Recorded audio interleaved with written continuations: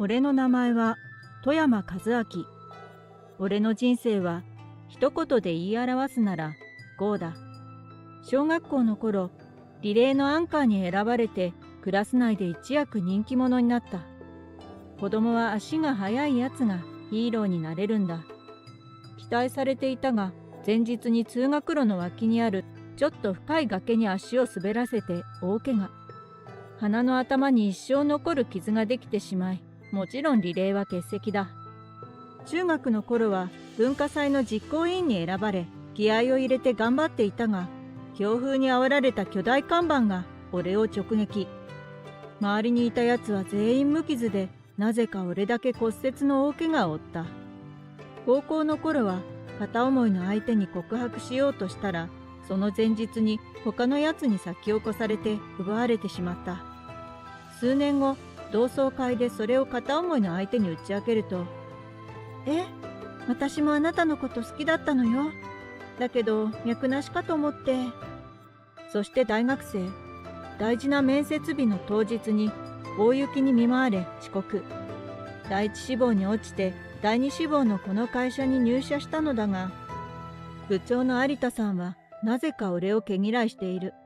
本人曰く小さい頃自分にひどいことをした同級生に似ているとのことだが、俺はそいつの顔も名前も知らないし、有田さんがそいつに何をされたかも知らない。普通に会社の先輩として丁寧に接しているのだが、有田さんは何かあるたびに俺に絡み嫌味を言ってくる。しかし相手は部長なので下手に逆らうことはできない。ある日俺は社の命運をかけた大切な商談を任されることになった。この商談を成功させれば昇給間違いなし。来期には昇進もあり得ると言われている中、いつも以上に気合を入れて頑張っていた。そして商談当日、完璧にまとめた資料を片手に、時間に余裕を持って商談相手との待ち合わせ場所へ向かう。しかし、待ってくれよ。何の前触れもなく、突然吹いた強風に手に持っていた資料が飛ばされてしまった。書類は風に煽られ、ひらひらと舞っていく。慌てて追いかけていくと、いつの間にか廃工場にたどり着いてしまった。書類が落ちた場所へ向かう途中、ガタンと大きな物音が響いて聞こえた。まさか幽霊？とビクビクしながら角を曲がると、そこにいたのは幽霊ではなく、大丈夫ですか？スーツに身を包んだ女性が頭から血を流して倒れていたのだ。意識はないが、顔色は正常で、呼吸も乱れていない。慌てて救急車を呼び、到着するまで女性に声をかけ続けた。聞こえますか？大丈夫ですか？寒くないですか？俺のスーツでよければかけさせてもらいますね。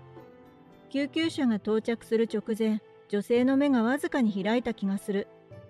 だけどすぐさま担架に乗せられ運ばれていき、その女性とはそこで別れることになった。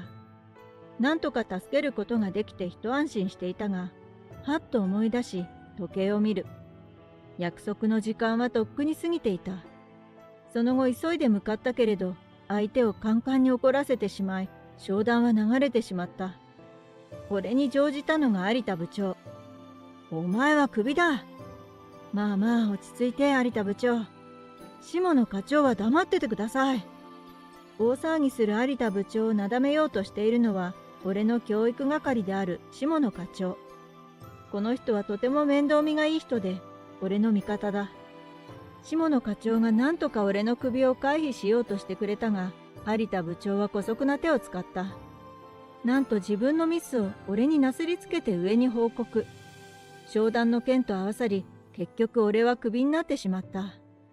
もう疲れたな。不幸な人生もここまで来るともはや喜劇だ。俺は精神的に疲弊してしまった。しばらく無職になって休むか。そう思っていたある日、下野課長から連絡が来る。下野課長の親戚の会社ですか？そうだ、ちょうど人員募集をしていたんだが、お前のスキルならあの会社で活躍できるだろう。中途入社でも役職を狙えるぞ。ありがたい話ですけど、俺ちょっと疲れてしまって。そこの会社は田舎にあるんだが、上の方針でガツガツした経営はしていないんだ。田舎の空気と同じ感じで、のんびりした会社だよ。そこなら今のお前でも無理なく働けると思うんだが。下野課長の言葉に少しだけ考える。今のこのご時世、職歴の空白の時間は少しでも短い方がいい。それに、とてもお世話になった下野課長の提案だ。無下に断るのも気が引けるし。わかりました。そのお話をお受けします。しかしまさか、あんなことになるとは。むせび泣きながら社員全員に整列されてお礼を言われるなんて。そんなことが起こるなんて誰が予想できる？何ですか？人間突然すぎる出来事には頭が追いつかず焦ってしまうものだ。俺は口々にお礼を言ってくる見知らぬ人たちにちょっとだけ恐怖心を覚えてしまった。すると人だかりの中から見知った顔が現れる。いやあ、よく来てくれたね、命の恩人さん。あなたは。俺の手を取り、勢いよく握手をしてくる女性。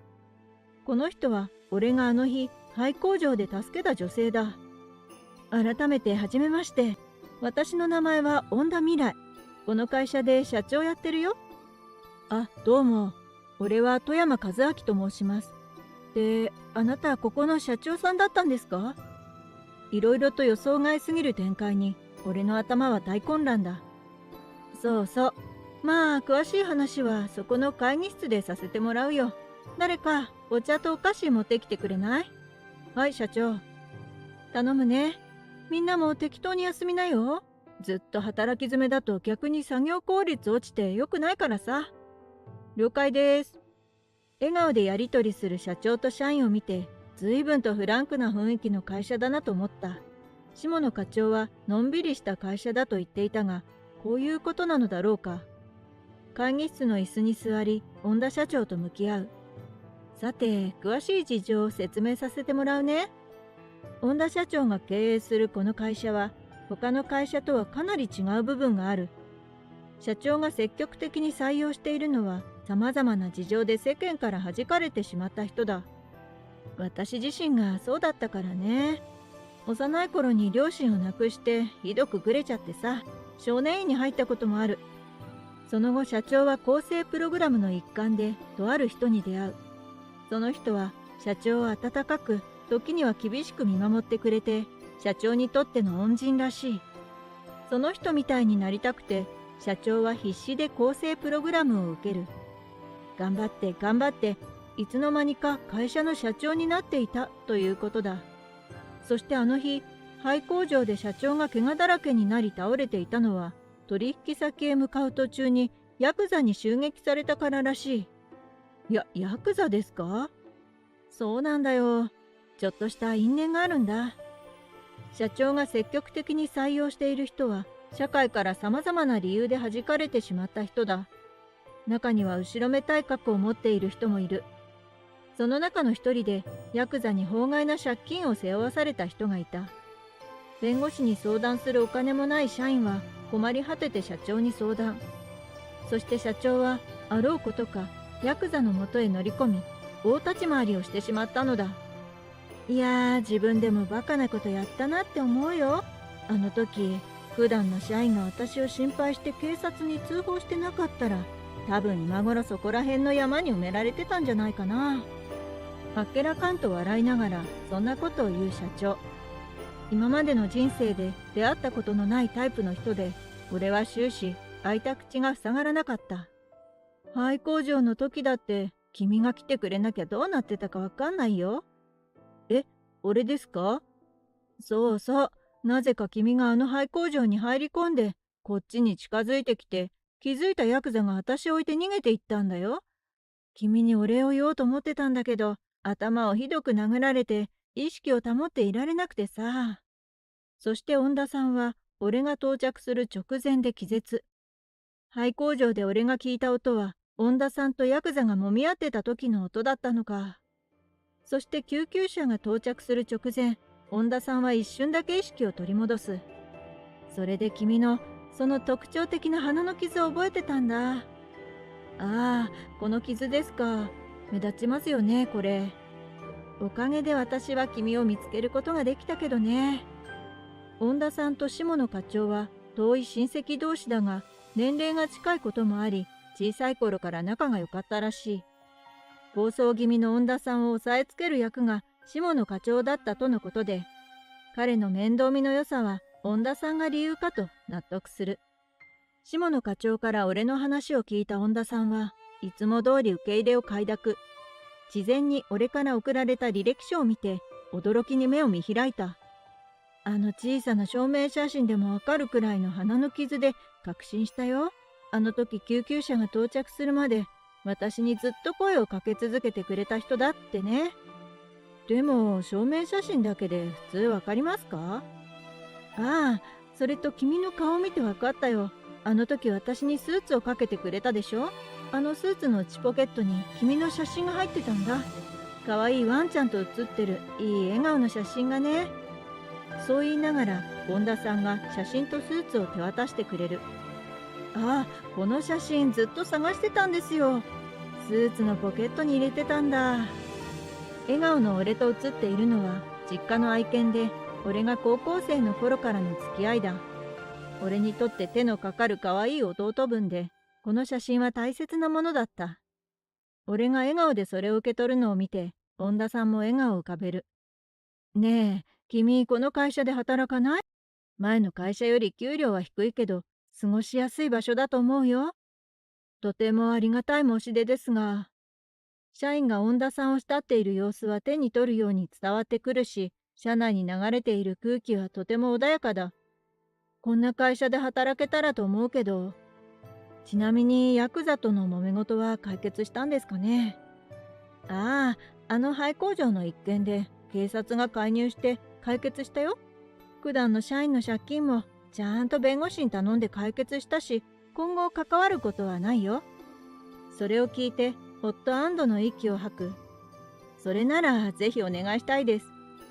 あはは、君って面白いね。これからよろしく。なぜか恩田さんは大笑いして俺に握手を求めてくる。俺も笑顔を浮かべて手を差し出し、二人で握手を交わした。俺が元いた会社は社員全員ハングリー精神が強く、競争の雰囲気が社内に漂っていた。恩田さんの会社はその真逆だ。だけど俺にとって心地よく、ずっとこの会社で働き続けたいと思える場所になっていった。そんなある日、下野課長が俺の様子を見に会社へ訪問。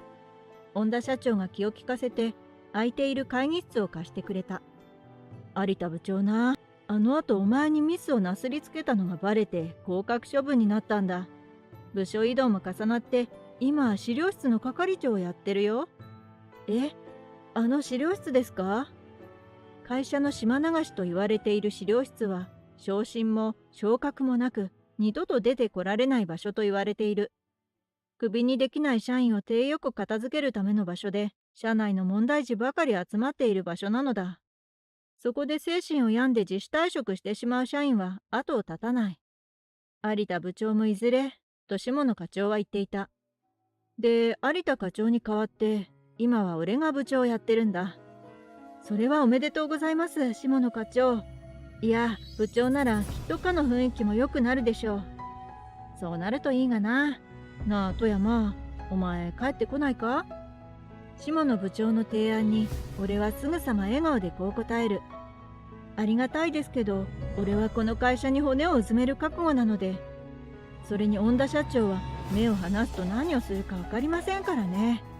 そばで見守っていたいんですよ。そうか、あいつは昔から手のつけられないじゃじゃ馬だからな。何の話してるの？ちょうどタイミングよくお茶とお菓子を持った恩田社長が入ってきて、俺たちは顔を見合わせて爆笑した。俺の人生は不幸なものだとばかり思っていた。だけど恩田社長と出会えたあの日の不幸は結果的に幸運につながっていたのだ。不幸がつないでくれたこの幸運はこれから先ずっと大切にしていきたいと思っている。